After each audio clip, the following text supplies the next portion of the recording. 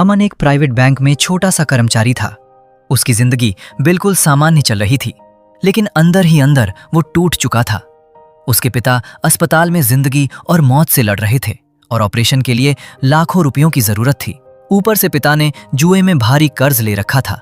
हर दिन कर्ज देने वाले लोग घर आकर धमकी देते थे। अमन जितनी तनख्वाह कमाता था, उससे घर चलाना भी मुश्किल था। एक दिन बैंक में एक बूढ़ी महिला गुस्से में उसकी डेस्क पर आ धमकी। उसने अपनी पासबुक टेबल पर पटकते हुए कहा, हर हफ्ते मेरे अकाउंट से ये छोटे छोटे पैसे क्यों कट रहे हैं? अगर जवाब नहीं मिला तो आज तुम्हें घर नहीं जाने दूंगी। उस समय अमन का ध्यान कहीं और था, लेकिन तभी उसके दिमाग में एक ऐसा विचार आया जिसने उसकी पूरी जिंदगी बदल दी।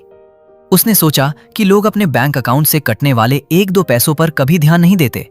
बैंक में करीब 95 लाख अकाउंट थे। अगर हर अकाउंट से सिर्फ 1 पैसा काटा जाए तो एक बार में हजारों रुपए बन सकते हैं। महीने में यही रकम लाखों तक पहुंच सकती थी। लेकिन समस्या ये थी कि अमन सिर्फ एक कर्मचारी था।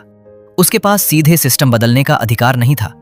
इसलिए उसने अपने कमरे में खुद को बंद कर लिया और पूरी रात कंप्यूटर पर बैठा जानकारी थी। उसे प्रोग्रामिंग की खतरनाक वायरस तैयार किया जो बैंक के मेन सिस्टम में घुस सकता था। अगले दिन उसने बैंक के वाइस प्रेसिडेंट को एक नकली ऑफिस ईमेल भेजा।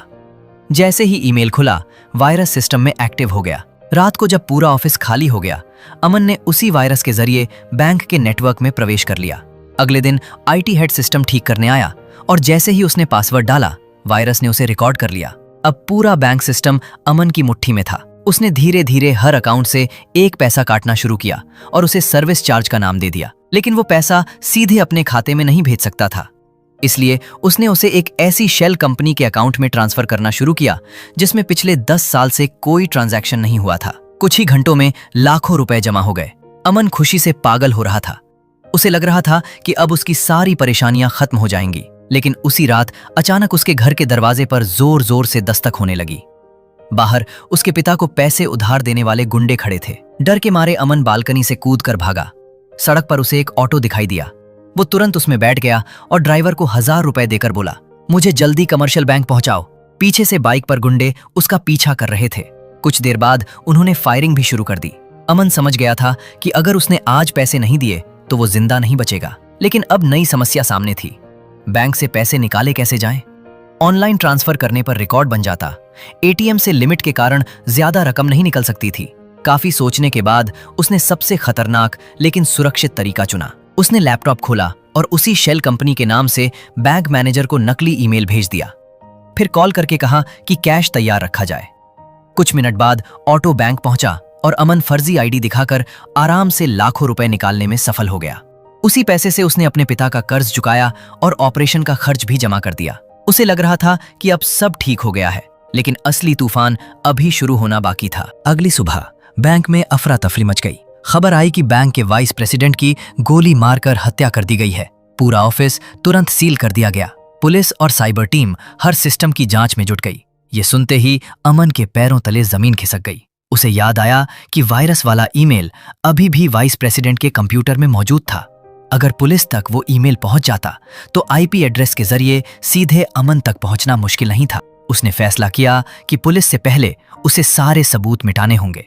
अमन ने बड़ी चालाकी से अपने एक सहकर्मी के फोन से फिंगरप्रिंट कॉपी किया। फिर क्लीनर की यूनिफॉर्म पहनकर बैंक की तीसरी मंजिल पर पहुंच गया, जहां मेन सर्वर सिस्टम मौजूद था। उसने स्कैनर बाईपास किया और अंदर घुसते ही सबसे पहले उस दिन के सीसीटीवी फुटेज डिलीट कर दिए।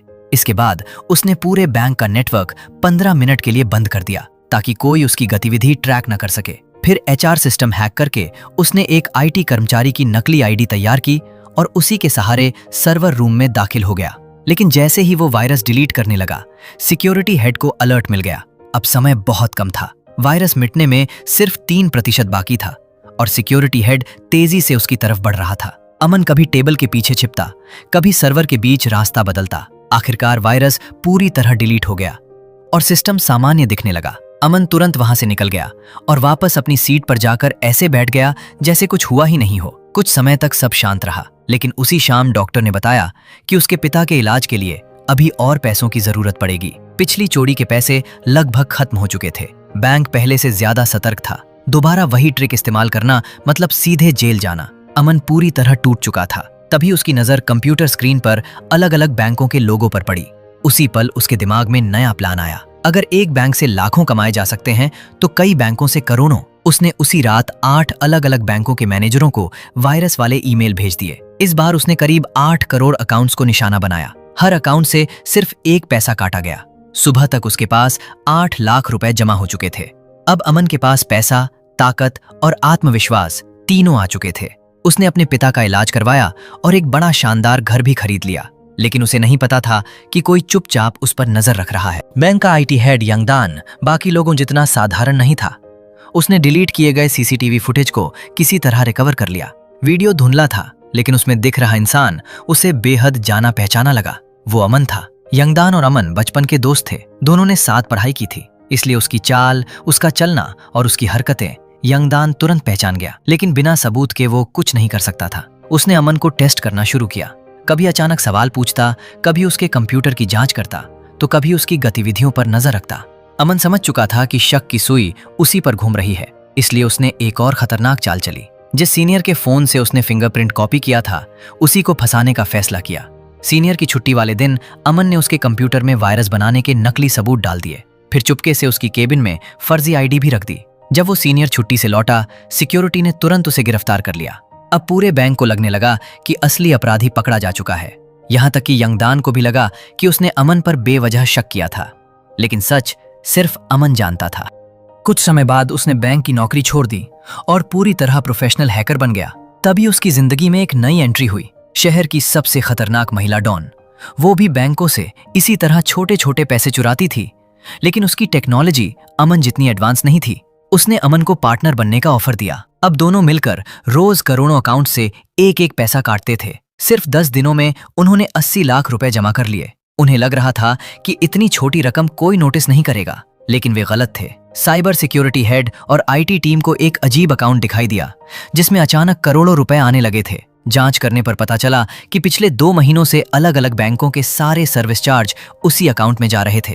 अब मामला बेहद गंभीर हो चुका था और तभी कहानी ने एक और खतरनाक मोड़ लिया। उसी दौरान बैंक के साइबर सिक्योरिटी हेड पर बाइक सवार हमलावरों ने हमला कर दिया। उसे गोली लगी और अस्पताल पहुंचाया गया। लेकिन वहां एक रहस्यमयी महिला नर्स के कपड़ों में आई और उसे चुपचाप अस्पताल से बाहर ले गई। जब अमन ने खबरों में यह देखा तो वो तुरंत समझ गया कि इसके पीछे महिला डॉन का हाथ है। उसे एहसास हो गया कि अगला निशाना उसका बचपन का दोस्त शैडो बुलेट हो सकता है।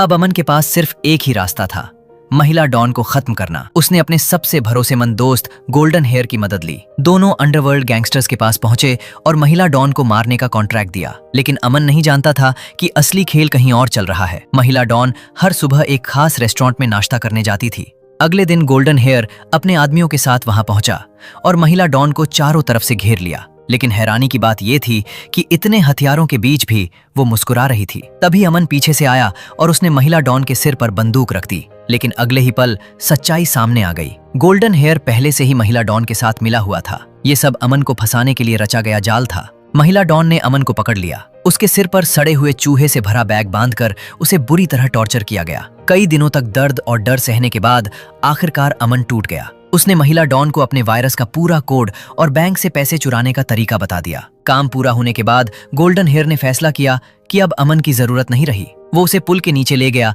ताकि हमेशा के लिए खत्म कर सके। लेकिन मौत सामने देखकर अमन के अंदर जीने की आखिरी ताकत जाग उठी। उसकी नजर पास पड़ी ईंट और लोहे के टुकड़े पर गई।